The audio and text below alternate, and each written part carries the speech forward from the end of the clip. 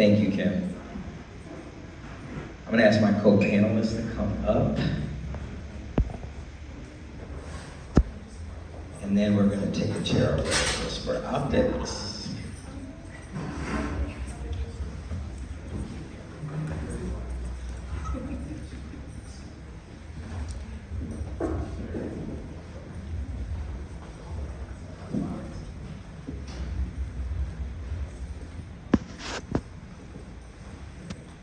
Good afternoon, everyone. Good afternoon, everyone. Good afternoon. Yeah, I am still just thinking about the last panel and just so many brilliant quotes and thoughts to reflect on. So I just want to thank everyone on the last panel for really just orienting us today in that beautiful way. Yay, Black women. Hello, everyone. Welcome to the Creator House. This is one of the events in this week-long programming realized by Take Creative Control and No Kings Collective. Shout out to Kim Tignor and her team. Kim, clap, yes. Yay. For making this all possible. Take Creative Control builds power with creators of color whose livelihoods depend on effectively sharing, protecting, and monetizing their work. Today, we will talk about that sharing part of Take Creative Control's focus, discussing social media and competition. Okay? We know that social media is the literal lifeline of the creator economy. And when we say competition, it's not competition between creators online. It's competition between the platforms for creators. Right? The platforms that we know and love, and ones that we hope to learn about today. I'm A. Prince Albert III. I'm the president and CEO of Goldwater Ventures. We're a consulting partner to mission-driven organizations and a venture studio for mission-driven entrepreneurs worldwide. We empower people to solve social problems. That's what we want to do, and that's what all of us up here do today. This afternoon, we're in conversation with Gene Kimmelman and Phonz Terrell. Gene Kimmelman has enjoyed 4 decades of experience in federal policy advocacy. He has led nonprofit advocacy programs and lobbying litigation. It's something to be proud of, Gene, it really is. He has led nonprofit advocacy programs and lobbying, litigation, regulatory interventions, coalition building, media outreach, and personally testifying nearly 200 times before Congress. Most recently, Gene served as the Deputy Associate Attorney General, in the U.S. Department of Justice, and the Deputy Head of the Antitrust Division, and the Chief Counsel overseeing the Senate Antitrust Committee. Yes, all 3 at once, under the Biden administration, but this was his second tour at DOJ. Gene served between 2009 and 2012 as the Chief Advisor to the Assistant Attorney General for Antitrust.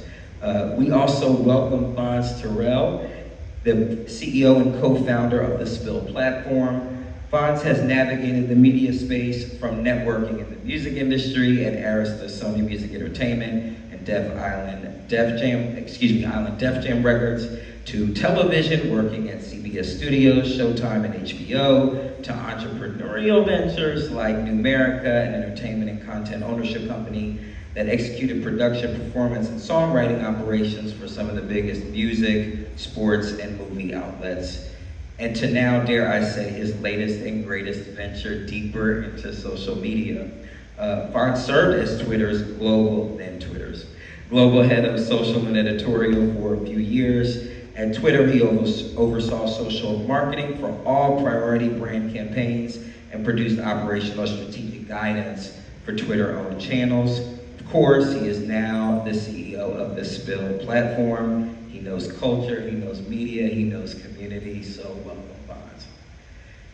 So a few years ago, I had the honor of co-leading an inspiring coalition of tech policy organizations that were working in social media competition policy, right? And, I was thinking, we're talking about tech so white, right? We're talking about conversations about competition and all these economic, measurements of how much market power there is. And I just was wondering, how many non-major platforms are there? What's their life cycle like? I just got really curious about other spaces online, right, where this community is happening. So I started asking questions and doing research. I did research about Black-owned tech companies and spaces online, Latina or Latino spaces online, immigrant spaces online, women-owned and women-serving platforms online, Pan-Asian community outlets online, LGBTQ+ outlets and communities online. And I really saw that there's a problem. We don't know about these apps as much as we should, right? Starting a platform is really hard, but then there just seems to be something blocking, right, us knowing more about these platforms. So then I kind of memorialized a lot of this research. In particular, I followed 16 Black-owned tech companies that were rivaling the big 5 tech companies in a writing series called Moving On Up a Little Higher. I'll send it out. And it was really interesting because, what was coming out of my research, I was beginning to realize that it's really these platforms, emerging platforms, that are vital for the ways that, marginalized groups express ourselves, and even vital to our democracy, right? Like, there needs to be a course of voices and spaces where people are owning their own voices, communicating with each other, building community with each other, and safety, and there are considerations that need to be undertaken that just are not happening on the biggest platforms that we connect on. So that's what brought me to the platform competition work, and I just really enjoyed it, and ever since then, started a company to help people who are starting companies as well. But Gene, I want to ask you, what brought you to this work of online platform competition? It's a very niche area, but it really touches everything that we are doing in this space. What brought you here? So what is antitrust and what is competition? Is that my on? Is it better? Yeah. Okay. So what is antitrust? What is competition all about? There are a lot of, you can study this for a long time. It really is a couple simple things. It's about, on the positive side, innovation. It's about the ability to enter a market. It's about the ability to expand a market. Okay? On the negative side, it's about domination, exercising power to keep people out, and discrimination. So those are not new concepts, right? They're just applied in a special way here. I got into antitrust and fell into looking at the platforms. Oops. Okay, now I got it. Sorry. There's a whole new wrong. I got into this just by chance because I was interested in economic justice and social justice. I grew up in a family where both of my parents were in Nazi concentration camps, and I grew up with the concept of atrocity around me all the time. Thought I needed to do something to make it a little better. No idea what it would be. So I go through law school, I end up in Washington, D.C., and I end up in this nonprofit making about 1/10 as much money as everybody else who went to law school and went to go to law firm. Why? Because I wanted to do social justice. And I fell into some work around telecommunications and then media. And at that point, it was 3 broadcast networks that were controlling everything. And those were the only voices anyone had. And there were a lot of voices. There was, everyone knows, there was radio, there was all kinds of community media. None of it made it into that big marketplace unless it was what the broadcasters wanted. Platforms are just a new version of that today. So to be out there, you need to be taken up by the platforms, you need to be presented by the platforms, you need to be promoted by the platforms. So we just have a new version of the exercise of dominance and power and control over voices, creativity, entrepreneurial opportunities, since everything now is digital in our marketplace. And so I dug into this thinking, I don't know why I'm in here, other than I'm looking for an opportunity to make change. And everywhere I've gone, from telecommunications through media and now into the platform area, there's so much to do, because this is fundamentally about how people have opportunity in our society. And I think I'm waiting for the rest of this here, because there is such a strong link between what you need to get out of policy to be able to have the kind of creativity that you all are producing, to have the entrepreneurial opportunities the last time we talked about. There's such a strong link, and the gap that's there is the connection. How to bring the people like you who are doing this work and who want to succeed into the policy space, not just to tell a story, but to show where the domination and the control and the large companies are interfering with opportunities. Because antitrust competition policy can't work without those voices. So that's how I got to that. Thank you, Gene. You know, Phonz, what inspired you to create or to co-create Spill with Tavares? Please tell us, what really was your inspiration? I just want to comment and say, you know, Gene talked about how, you know, these competition issues are not new, right? They've reoccurred in different forms of media. Phonz, you've kind of traversed all forms of media at this point. What led you to social media? What led you to co-found Spill? Sure. Just real quick, has anybody here heard of Spill or on Spill? Oh, look at the Spillionaires in the room. Okay, love it. We're gonna get a photo later. So for those that don't know, Spill's a new platform.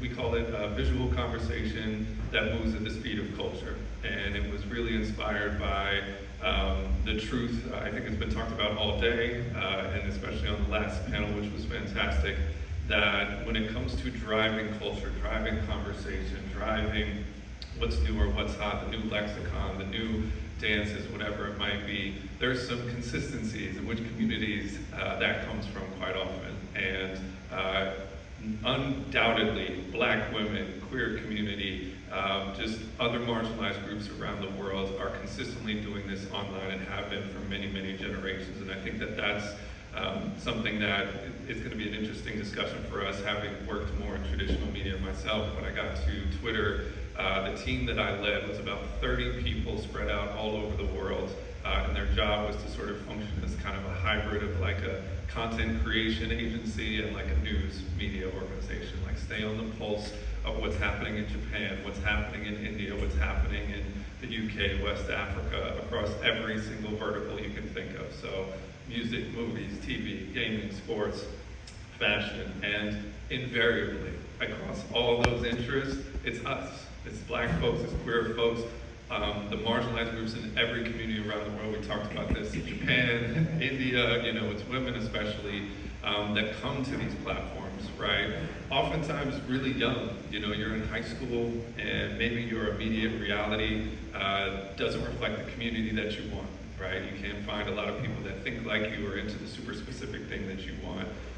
And so you come to these platforms, you make a couple of virtual friends, you know, mutuals, as we like to call them, and that's how creator communities actually form, you know. And so for me, working in all these spaces for many years, it was abundantly clear that the platforms, whether it's the media organizations or, you know, the tech companies in this instance, benefit from this power, right? Benefit from our communities, but quite often are ignoring the problems that are facing our communities repeatedly. And we've seen this from the TikTok creator strikes going back to, you know, the issues with Vine and YouTube and Facebook and all of that. And it's just like enough. As some people may have heard, there was a change in leadership with a specific social platform that has a bird as its logo. I was actually part of the first wave of layoffs at that time on November 4th of last year. And so my co-founder, Tavares Brown, and we had met at Twitter several years before. And I'd love to talk about the entrepreneurial piece of this too, because this is my first, you know, venture-backed startup. And I called him the night the layoffs went down, and I was just like, hey, I'm gonna do this. Will you do this with me? Because if we do this together, I think it'll actually work and make, you know, some real impact. And that was really the genesis of it. And I think to speak to the points about the power of these cultures, and I think, for everybody in the room who's been listening to all the great conversations today, I think just another log to add to that fire. I think we had very measured expectations when we announced the project in December of last year. We were thinking, okay, we'll throw up a little wait list. We didn't have a product, we didn't have product screens. We didn't even have, we had like a decade of dream basically at that time. And we put up this wait list, but we were just clear about our mission. We were like, Spill is a platform that's open to anyone, but we are centering Black folks, queer folks, other marginalized groups. We are building specifically to create a safer, more rewarding, and a more fun platform. And that was it. And 50,000 people signed up in a week. It allowed us to go out and really have meaningful conversations with, venture funds, and we were able to raise almost $3 million in 3 months. So I was able to go from fired to funded in a very short period of time. And the most amazing thing, getting out there finally talking to people, is we released our invite-only beta in June, just on iOS. So you had to know somebody to get in. So anybody that's got on Spill right now, people that want to get in, find the people who are on. They got your codes. But it was incredible because we put this out. I think we had about 70, 80,000 people on the wait list.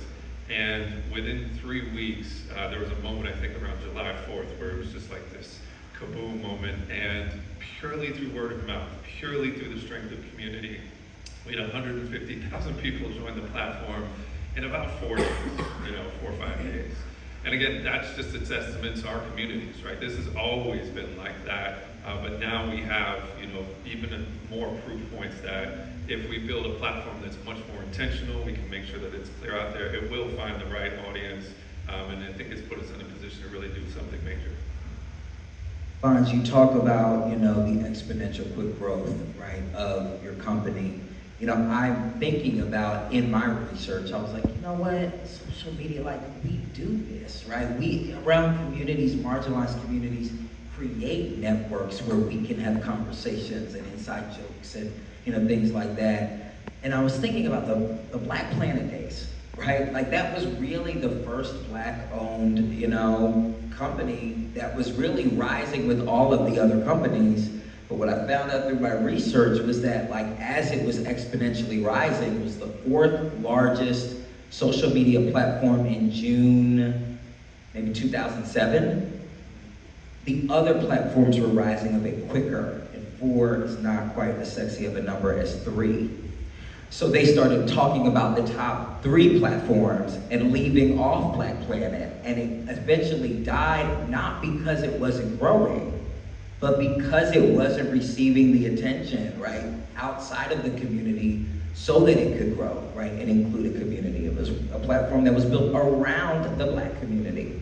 So I hear things like that, and I'm sure you've had your own struggles, right, of building a platform, especially in such a short amount of time and scaling so quickly.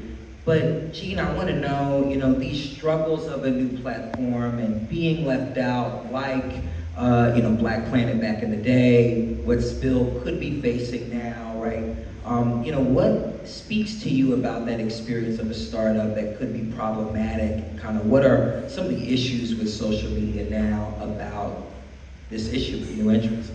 Well, so data is the fundamental growth enzyme, sort of. Gotta have it, gotta have a lot of it. So you get to a certain point, and how do you hit the next stage? And when you have a few large platforms that control most of the data and set all the terms and conditions to keep bringing in data from everybody who rides on their platform, they take an advantage and they grow that advantage exponentially against everybody else. Now, it doesn't mean you can't exist, but how do you actually grow to scale up? How do you grow to take that on? They have every incentive to try to prevent that because they want to stay on top. And they've seen others be dethroned in the past. I mean, they brought down Microsoft, and Google does not want to see this happen to them. When Mark Zuckerberg saw WhatsApp and Instagram, the whole ballgame became buying them. And so you can make money if you want to sell out, but if you want to be a voice, if you want to be a space, if you want to have your own product there, you've got to take on some pretty nasty nasty tactics of dominant players. And frankly, that's why we're seeing more and more antitrust cases against platforms. Justice Department's got 2 against Google. The FTC tried to go backwards on WhatsApp and Instagram on Meta, Facebook. They're looking at Amazon in the marketplace area. People are looking at what Apple does with its take on both payment systems and access to the App Store. And how can you grow your app unless you're what Apple wants you to be, and how Apple curates you, and how Apple also takes all your data. So these things keep reappearing, and if we want to create more opportunities to not just get in a little bit and do that first exponential growth, but really grow to be meaningful, sizable market players, we've got to find a way of tempering the abuses of the dominant platforms. Gene, just for folks in the audience, if you could, as quickly as you can, just enumerate, what are some of those tactics? You mentioned some in some of those examples, but what are the tactics that a bigger platform would use to stop the rise of another platform? Well, let's go back just a little bit to media, and maybe you can jump in on this too. There was a moment in time when BET was taken on. We first had struggled to get capital, and some of the other cable companies came in, but BET was growing like crazy. And it was not going to be Comcast. It was not going to be Time Warner. It wasn't going to be a big transmission system. It wasn't going to be some huge suite of 10 or 15 channels or whatever. It was going to be itself and whatever growth it had. At a certain point, when there came a conversation about whether we should have choice of channels, a la carte cable, BET was at the juncture of whether it could stand out and speak up and say, we would love it, which some of the people in the company said they kind of liked the idea of it because they thought they were there. But they got the message really quickly from the big cable companies, you go down that path and we're dropping you. We're dropping you from our platform. Period. We can create another channel that has some of the things that you have. So fast forward to the world of apps, fast forward to the world of different social media platforms. We're in the exact same kind of situation. It's contractual relationships. It's in order to get on, in order to get promoted, in order to get decent placement and distribution. You usually have to give up data. You usually have to give up some control. Sometimes it's under the framework of security, which is legit, but a lot of times it goes far beyond that. And so it's just terms and conditions that are constantly designed to keep benefiting the dominant platform and keeping anybody on who is getting some value from getting too much value. That's the entire ballgame. Now, it doesn't mean you get totally blown out, but it is totally inequitable, and it preserves the status quo. It protects the dominance of those who are in the lead. And that's what antitrust is there to try to do. Now, I'll just add one other piece to it. Is in Europe, they brought a bunch of antitrust cases against Google, against Apple and others, and they won them, and they were not very satisfied. So Europe has gone one step further in adding regulation. And pretty much saying, this isn't just about simple competition, it's about fairness. This may ring and resonate here. That it's not just whether you absolutely broke the law and you crushed somebody. It's about we want more entry, we want to have contestabilities in terms of use, we want to have challengers to the big platforms. And the only way we're going to do that is if we change the rules and don't let them preference themselves, don't let them control data, don't let them tie their products and services together. So we're going through a period where, at least in Europe, you're going to see a lot of additional rules and limitations on these companies. And I raise this, not that we're going to do it here overnight, and our country doesn't like regulation too much, unfortunately. But you're going to see some different things happening in Europe. You may have opportunities in Europe that you won't have here because of these rules. And this could be for everyone who's in social media, and frankly, even just entrepreneurs. There are going to be rules on how Amazon can run its marketplace in Europe. And so there may be opportunities where you actually can grow an audience and grow a market much better there than here until we figure out how to get our policies together. Thank you, Gene. That was very informative. I've got tons of questions, but I'm also thinking about, oftentimes I give lectures in law schools about this stuff. It's really cool. People want to hear about it. I like to think of it this way, right? There is policy with a big P. That's government action, right? The kinds of places where Gene worked and the action that he does. But then there's policy with a little p, right? We use the word policy kind of loosely to mean either government action or like internal policies at companies, right? Terms and conditions, let's say. So there are big P policy things that you can do to solve some of these problems, but there are also little p policy things that you can do to solve these problems as well. Things that companies can just undertake on their own, right? To address some of these concerns because they want to, because they think regulation is going to come and they just want to get ahead of it, right? We saw this in a lot of the privacy legislation, right, that Elisa mentioned in the last panel. So I want to know policy with a lowercase p. How has Spill kind of been addressing some of the problems that we're seeing in society, right, in the tech space now, really from the beginning? Talk us through your little p solutions to these problems. For sure. I think they're all big P's. Absolutely. So I think a couple of things for us. The first thing that I think people maybe might undersell or forget, but these are private companies, right? So we get to define the rules of engagement, right? It's like a club, right? Like you come into my establishment, these are the rules, right? And if you don't abide by the rules, we can kick you out. This is in terms of engagement. And I think for a lot of platforms, and when we think about social media as an industry, it's still pretty young, right? It's only been around about 20 years, but there's a lot that we can learn from the last 20 years. And I think the first thing that we can learn is platforms that don't set out with an intentional sort of framework on how they're going to protect people, how they're going to reward people, and ultimately, I think, learn from the mistakes of the past where there's been a lot of harm done, right, because of these platforms, as we know. Platforms don't do that in today's generation.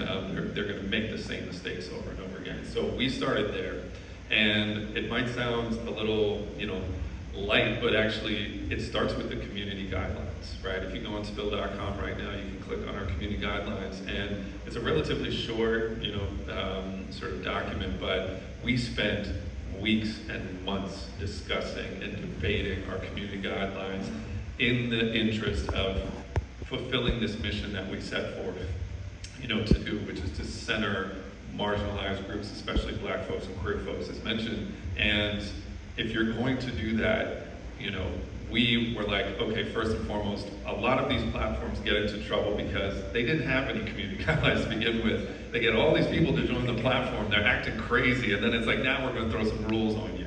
And then it starts messing with their business model, starts messing with the, daily engagement, whatever it is for them to run it, and then they gotta kind of like walk it back or walk this weird ass fine line. That's like, all right, I don't want to piss off the, disgusting folks that are in the house, but they're paying the bills, right?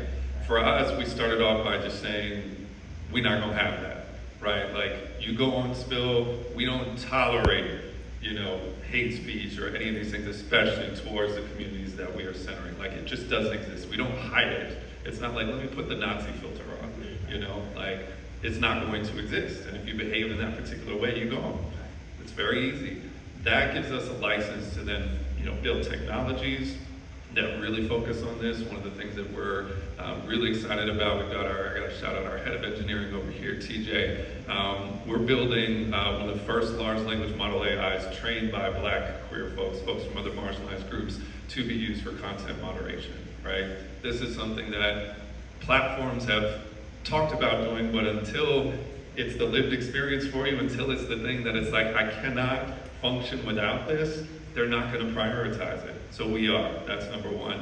And that comes again out of our community guidelines and our policy.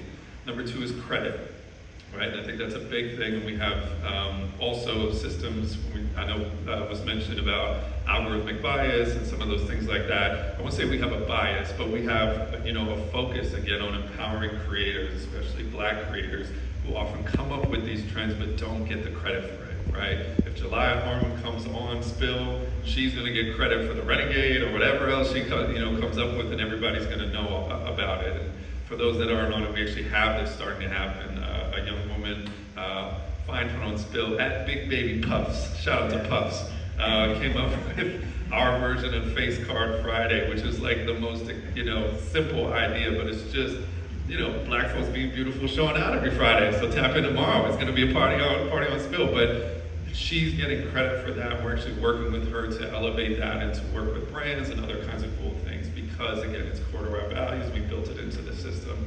So I think, again, all those things come back to the P and the policy that the platforms have a lot more agency to implement than I think they just are right now, because they weren't, a lot of the legacy ones just weren't, you know, designed and, you know, built incentives to do that from the beginning. So I think that's what the next generation of social or, you know, media platforms or everything really needs to look like. Is we need to be not just technically competent, but culturally competent, and merge those two things together so that we get something that really is reflective and rewarding of all the contributions that are being made. So that form of policy can also drive the other form of policy, because what you just described was what would be normally called quality and innovation.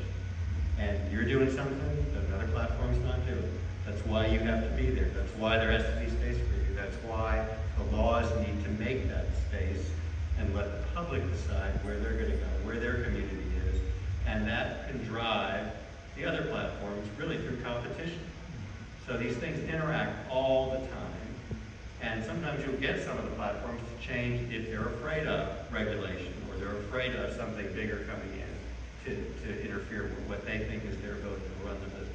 So we have this back and forth constantly at different levels. That's essentially my next question. I love it. Thank you, Gene. You know, just thinking about antitrust or competition, it's called different things in different places, and that, you know, puts a different scope. It's mostly the same thing, but adds a different scope to it. You know, when we think of antitrust, I think of big tech dominance.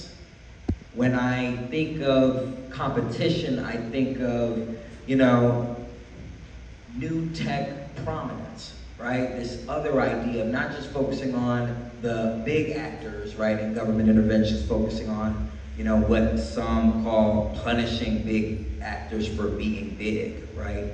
But about being on-ramps and creating these entry points for smaller entrants to come in and to compete. So I just kind of want to give from Eugene just a reaction about the focus of policy, not just on, you know, addressing big tech dominance, but how to enable small tech prominence. Yeah, I think this is, we really need entrepreneurs and creators in this much more. Elisa mentioned these merger guidelines that are out there that the Federal Trade Commission and the Department of Justice is looking at. My description of antitrust before was the simple good thing and bad thing. The other thing I'll say about antitrust is its attributes are, it's a sledgehammer, but it's a narrow doctrine. So you don't want to take a sledgehammer and do brain surgery, right? What we have to think about is that there are a lot of other policies that Congress, states, local governments engage in. I mentioned regulation before is where Europe has turned. In the media space, we never relied on antitrust to take down the big three broadcast networks. It was there. We relied on the Communications Act, which said we needed to have local licensing, local community service needs. We had to have diversity in communities. I'm not going to say we ever did it well, but we had that whole set of other values and principles in other parts of policy. And I think that's what you need to think about when you think about antitrust and other things that work together to actually meet the needs. Because antitrust will do a few things, it won't do everything. So I think when you're looking for growing out opportunities on platforms, when you're looking for what's the next stage in the digital marketplace, where are we going with artificial intelligence, you got to be thinking more broadly about what are the other tools in the toolkit here that are going to create that space of opportunity and not be too narrow about it. Speaking, first of all, I just want to say, Gene, you mentioning not taking a sledgehammer and doing brain surgery, perfect analogy, right? And, one of the things that, I was trying to do through my research and advocacy was civil rights and antitrust, right? Which is just a lens that folks have talked about, in some circles, but really hasn't hit the mainstream. And I think that is really kind of where Spill is creating, right? Creating this avenue of saying we're creating a platform that's gonna do civil rights, right? We're creating a platform whose community standards are to be inclusive and to make sure that everyone has access, feels heard, right? And I think that's just amazing. I really wanna, Phonz, I want you to brag. That's what I want. Because I really like the Spill platform and how, for so many years at civil rights organizations, we were fighting the biggest platforms, right? Trying to get them to do right by us, to do right by our communities on voting disinfo, right? And other issues. But speaking of emerging tech prominence, right? How has Spill, in particular, kind of really come into the space? What has your impact in the space been so far? I know you talked about numbers, but I kind of want to hear around that some statistics or anecdotes you might want to share about what has really been the splash that Spill has made in tech. Yeah, I think, first, I think it's incredible in such a short period of time, right, to see, people that we've never met, who know what this thing is, right? And more importantly, in the communities that we set out to serve, because you just never know, right? Like, we can have a vision, we can say we're gonna do this, and this is a problem that a lot of people can see. This is not hard to understand. We've known this has been there for years and years and years and years, and many other people are trying it, and I think it should, there shouldn't just be one black-owned this, or, I think that's the other thing we need to change our mindset around is like, there should be, there's Bad Boy, there's Def Jam, there's Rockefeller, like there's gotta be a lot of us. But I think the thing that's been really powerful, I'll start with the personal piece of it, having grown up doing social marketing at, HBO, working on like Insecure, right? Like I always thought of what if Spill existed during Insecure? What if we had a place, where like those conversations could just not just happen or sort of bubble up, because we carved our own space, which we always do out of these big platforms, but actually it was like centered for that. And, the platform could have, when first season, Lawrence did his thing, we could have done something fun and, just had a really, authentic conversation on all levels of the platform. So I think the impact, again, was always, for me, about, all right, if this really existed in the way that it should, right? One, you're going to start to see culture moving, starting from Spill, and we've designed it to be that it's really easy to share Spills to other platforms, to download it, to send it to your group chats. I mean, that's really what we thought about, and continue to think about is like, how can Spills be the engine for your group chat, right? I saw this one thing that was super funny. So to see that start to happen already is amazing.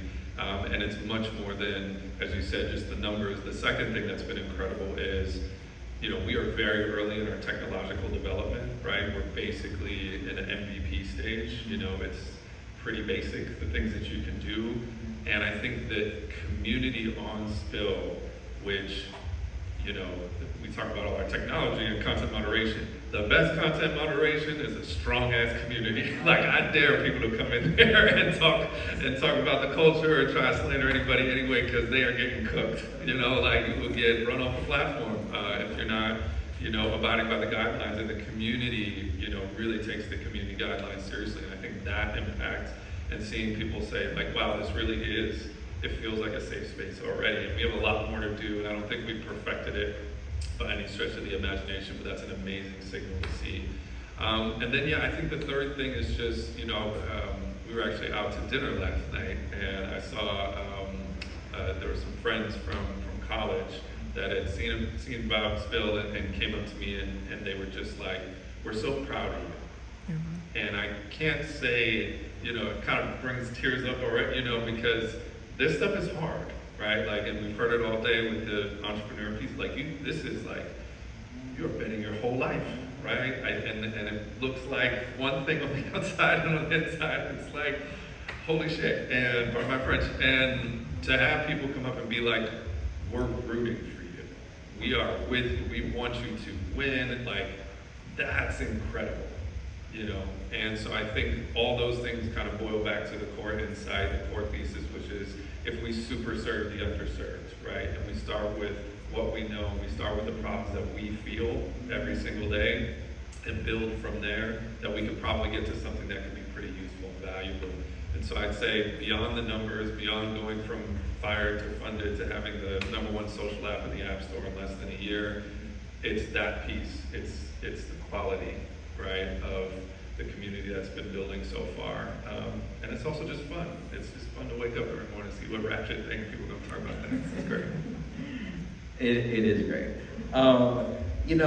During the last panel, I heard one of the panelists say, the question was, how do you know you had a market fit, right? How do you know you've made a product that really speaks to a market? And it isn't just data, right? It isn't just units sold or monthly active users, right? There are other entry points, and the panelists said that it's the stories that she gets back about how it's changed her life. That was the measurement of how she knew, right, her products were having that market fit.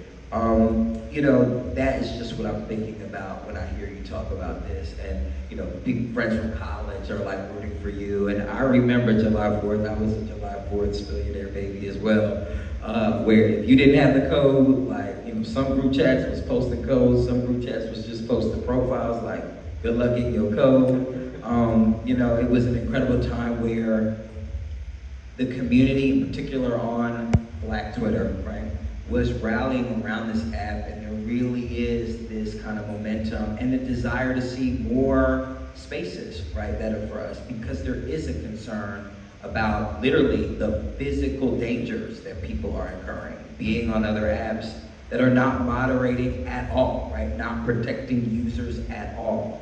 So, Phonz, I want to ask you a tough question and talk directly to the people in the room. And by the way, I am going to open up for a few questions after this. So if you have questions, jot them down. But for the folks in this room, some of them are legislators, right, working in the legislative branch or working in government. Some are entrepreneurs as well, right, starting their own things, really trying to see how they can use, right, these platforms kind of for betterment and for exposure, and to be in places where they can really meet and connect with their customers without paying $1 million to like advertise for 10 minutes, right? So just talking to the folks in this room, how can either and or, right, the folks in the government, how can we help spill, right? Folks that are working alongside government, right, how can we help spill? And folks that are entrepreneurs as well, how can they help spill, right, or get involved with spill? Just speaking to the folks in the room and how we can help you rally around it. Totally. No, well, I think first to the legislators, this is the area that I personally have the least amount of experience, but also the deepest amount of respect. I think, just being invited to come to the table to really share our actual experiences, because I think it's one thing to kind of look at social media as this one big monolithic industry. It is not. There are tons of platforms. You can be anywhere from 30,000 people to 5 million to 40 million. There's all these different tiers, and for most of us, especially at our early stage, we function like small businesses. We're employing less than 10 people. We're really focused on, just how do we create, the value in long term to, get to these, we'll get to the big platform problems eventually, I'm sure, but at this stage for us, it's really about understanding and giving us the same sort of support you would give any other small business, right? That you want to create jobs domestically, to have product differentiation that's meaningful and filling a gap in the marketplace, any policies that are relevant towards us would be great. I would say, Alicia, I want all that data. By the way, I heard you talking, girl. I was like, we're going to talk afterwards, because that's really helpful for us, right, to sort of inform our product roadmaps. But I would not paint social media as a monolithic industry. Right, there's a lot of us, so I'd say that, to the legislators in the room. I think to the entrepreneurs, you already know what it is. You know what I mean? You already know what it is. Like, we're here, we are you. Come holler at us. We're going to be rolling out some creator programs and amplification programs soon to help Black-owned businesses, queer-owned businesses, all that kind of stuff get airtime on the platform and find communities a lot easier. And there's no better time to join a new platform than in the early days. This is where the legends get made. Honestly, this is where, again, we're seeing all these new voices emerge, and it's super exciting, and you can never predict, and it's a great place to be. So I would say anything that we can do to help. And I would say the other piece, just from a founder-to-founder standpoint, I'm here for the therapy. I need it too. Just remembering that, we just have to take care of each other, and sometimes it's a very specific problem, that you'll have, that it's just helpful to call another founder, so I'm happy to be that. And then I'd say third, just for anyone in the room that wants to support Spill, if you're not on Spill, I will spill a code to you all right now. If you download it, it's in iOS right now. The code is GetFree, just like that sounds. Join the platform, tell a friend, give us feedback, right? Like, this is something that we are very intentionally building with the community in mind. We have our product roadmap and all those types of things, but a lot of the best parts of Spill have come from conversations and the feedback that we're getting from our community, and we think that's how we're going to get to something that's really, really special. So those would be the three ways I'd say we would appreciate your support. Great, thanks, Phonz. Gene, I have a similar question, right? What can the folks in this room, those three groups, right, legislators, government folks, tech orgs that support them, like Take Creative Control, and even founders themselves of their own small businesses that are using social media, what can they do for policy, right? How can they get into these conversations, and what are things that need to be said and need to be elevated? I think the most important thing is, don't try to be what you're not. Try to connect with the people who do the things that you don't do. And to me, that's fine. The people who care about the policies that fuel your opportunities, you tell them your stories and get them to get you into the policymakers to hear those stories. That's how the feedback loop works. Because it's the same thing as in a community. The policymakers will talk about small business till they're blue in the face. They'll talk about competition. They're talking way up here at 30,000 feet. They need your stories to understand what you need, what enables you to break into a market, to grow, what has hampered you, who holds the control that is holding you back, who's standing in your way. And so it's connecting these different pieces together. So I just have this vision of a world where you have the policy people who focus on that, look at what the different tools are that can create opportunity, the creators, the entrepreneurs who are connected with them, who give the feedback about what's really happening in their world, in their lives, in their marketplace, and you bring it all together. And the final piece of it that, Lisa knows as well, I'm a firm believer in kind of like exchange programs. I did this and went to another country and learned a whole different culture. Every place where I've worked at an NGO, I've created fellowship programs and community knowledge exchanges of learning. I think you bring creators and entrepreneurs together with policy people to not just trade off, but to actually step in each other's shoes occasionally and try it out and see what it feels like and learn from each other that way. Because I think that's the way of really building a broader community and a broader power base to drive home. I love that, Gene, and I'll say, that sounds like a really great idea we should talk about. Last year, the Congressional Black Caucus, it was like middle of the year last year, there was this event they had where they invited kind of some of the biggest creators on a certain platform, I'll say.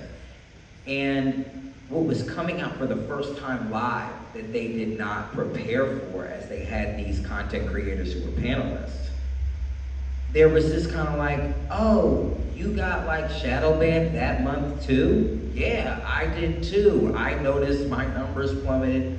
That's very strange. I wonder what, and then they also had to like offline it because it was just, for the first time, these people were having a conversation, right? Asking each other the questions. It was policy folks asking the actual creators, right? The people that, you know, are one of the stakeholders in that conversation about this kind of policy situation, and they were giving their real live experiences informing policy making, and we were literally watching policy being made and policy priorities being made live, like literally on this Zoom call. It was incredible. And so more of that, I have to concur, is awesome. So you all being here to take creative control, right, and helping us have this conversation today is a part of that. So thank you both. I do want to just open up to folks for any questions that you might have, and please address it for each. Kim, absolutely. Okay, so I am fascinated by the fact that you guys are training your algorithms with Black voices and centered around Black speech, and it's pretty historic. I'm curious as to, I suspect I have reasons why I love that you're doing that. I would love to hear why you guys are doing that. And then I would love to hear about have you started to see the fruits of that labor? And because now it could just be like an entire industry, like that could be the gold standard, right? Of like training it on the marginalized. So I'd just love to hear more about your thought process with that. Yeah, totally. No, it's it was one of the first things that my co-founder Davaris and I talked about when Spill was just a concept back in November White. This is a chronic issue, and especially having worked at platforms where I just saw the issue happening every single day, particularly around things, and it's a lot of it can be very, very nuanced, right? Like we talked about the George Floyd example in 2020. My father's name is George, and so having to watch a Black man get killed every day on the timeline named George was really, really, really taxing. And I know this is just common, right, for so many folks in our community. So when we looked at it, we wanted to train it not just, because it can't just be like, okay, anytime, N-word pops up or something like that, it scrubs it or something like that. It's got to be much more intelligent. And so we actually do two things. One is for those who are on the platform, it's optional, but when you join, you can share your ethnic background, right? Most people actually opt to do this, right? Because they know why we're, asking for it. And so that gives us the context to understand what's owned speech or reclaimed speech in that instance, and what is, at minimum something ironic that somebody's trying to be a smartass with, and at maximum is hate speech, which we don't obviously tolerate whatsoever. So that part has actually been really effective, and I think we've seen the community feel really comfortable, for the most part, using own, reclaimed speech, how we talk to each other in real life. We've already started to see that. I think there's areas where it's going to get better and better over time, and I'll share this. This is actually one of the, it's sort of the double-edged sword of like having such a wonderful community to start. It's almost too positive, because when you train these models, you need negativity. You actually need like, some of the dark stuff to be able to make the model more intelligent. So we actually have to source a lot of that, from other, data sets and libraries. And so over time, it's going to continue to get better. But I think, again, the thing that I can't overstate the impact of is just the community knowing that what our intentions are with building the platform. I think we've seen that with now X, right? When the person behind it, the people behind it, their intention really matters. It empowers people to behave in specific ways. And so that's really gone even further than I would say the technology has right now. The best tech is Black people in our community, right? Like that's it right now. Thank you guys for the conversation today. Gene, this question is going to come to you. And what I've been wrestling with a lot lately, we're seeing a lot of, obviously coming off of the Harvard UNC cases this year, we've seen a lot happening in affecting DEI, but I think one of the things that we haven't talked about is what does it actually mean for Black innovators and creators, or just people who are creating for their communities with the express purpose and the intent to do so. And as you know, someone who's been at DOJ a couple of times now, and although it's not necessarily 100% in your wheelhouse, I do want to just see if you could share some of your thoughts on how do we continue to protect creators of color as they are being intentional about what they are producing for people who look like them. Obviously, we're looking at there's, you know, Ed Blum has now gone after the Black women-owned VC in Atlanta, so we know that these attacks are popping up. And as I sit here and I hear Spill and see all of the great stuff that's going on there, you know, I can't help but wonder, not if, but when, you know, the light is going to shine on companies like Spill or others in a way, and what can we be doing to protect them? Yeah, it's a great question. I think that everything I've learned about anything I've done in policy is it's an endless process. You win today, you're often going to lose tomorrow. You lose today, you may gain a little bit tomorrow. And it goes on and on and on like this because the powers that are out there remain. And the forces that are against you aren't disappearing. Even if you win a battle, you haven't won the war. So put this in that context. I think this part of the whole civil rights discussion and just human rights discussion, we're going to have to change terminology. We're going to have to change some of the measurements around it. And it's all about fairness and equity. And they're just going to need so the Supreme Court strikes down certain ways of measuring it, certain ways of determining it. I don't think you stop. You find other ways of doing it. You find other ways of getting at how you promote those values. They didn't cut off every possible way in which you can differentiate among people, and so you've got to just keep iterating. And I think that's really where we are right now. Schools are doing it. I think businesses are going to have to do it. And the worst thing would be if people freeze up and say, oh, I can't do anything anymore. That cannot be the answer. It's got to be, they didn't let us do it this way. How can we be creative to make sure that we're reaching the people and being able to work with the people, attract the people, hire the people, give educations to the people who we know need it. Question in the back. Oh, sure, yes. Hi guys, thank you so much for this. Phonz, this question is for you. You mentioned, you know, these are the early days, this is the time to get in and really build up your voice, right? And on each of these new platforms, there's always a new and inventive way to get your voice out there.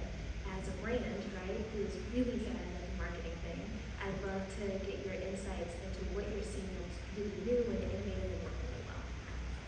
Totally, yeah. I think when it comes to Spill, of course, we really designed the platform to be honestly a meme machine.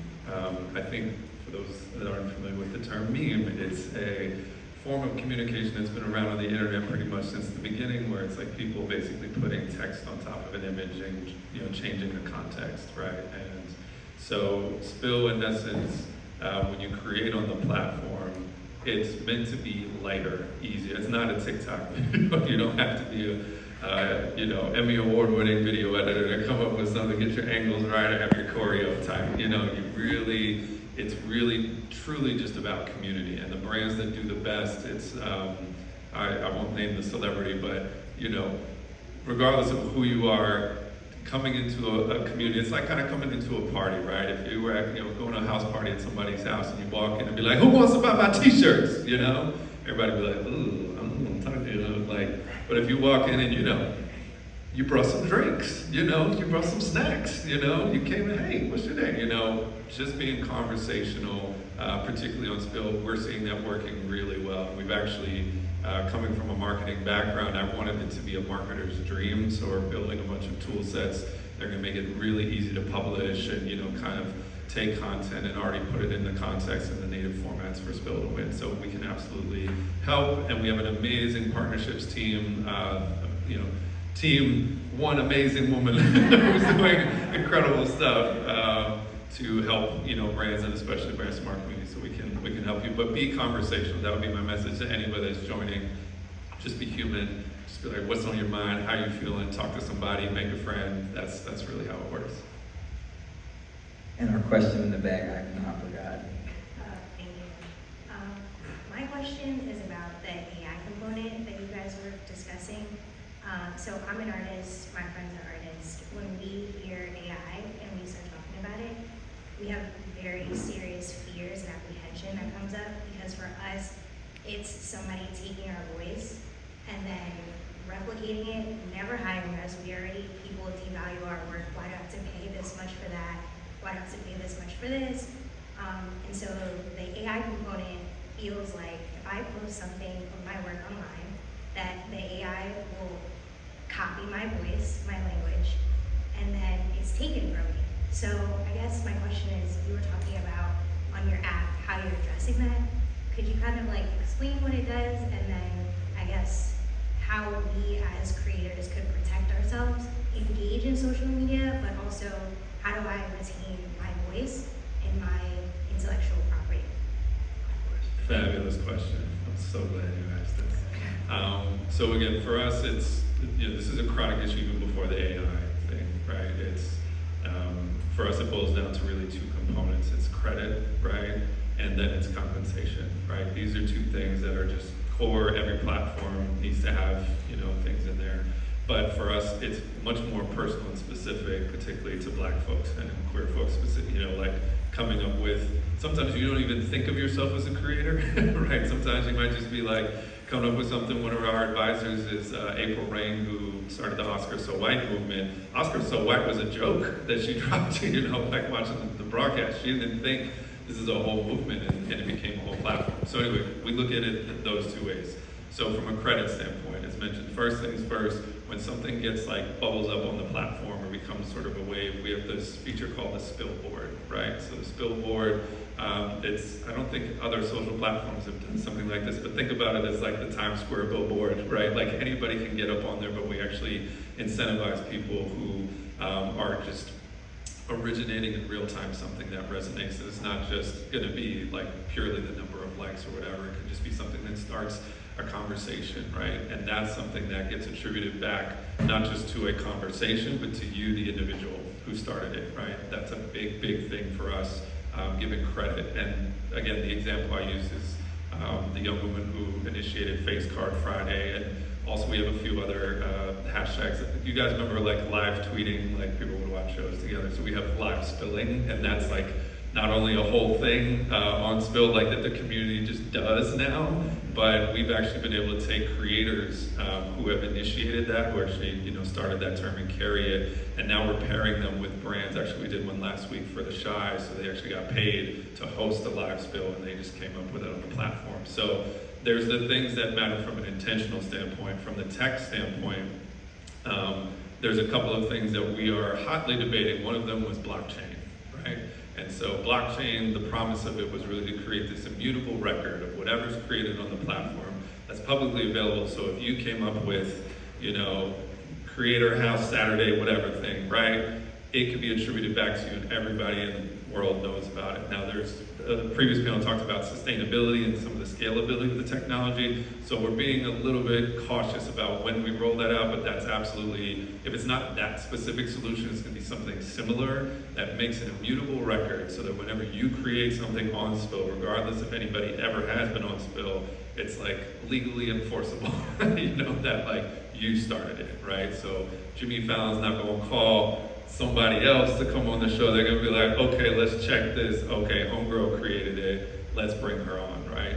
And then I think from a monetization standpoint, our advertiser ecosystem is being built with creator rewards in mind. So anytime a brand steps to us and is like, hey, we wanna run this campaign, we wanna run that campaign, you know, it's baffling to me that most platforms don't have this figured out, because you know, it's not baffling. I know why there's certain challenges, especially when you get global, but it's essential to have those rewards for us built in so that whenever Spill wins, creators win too.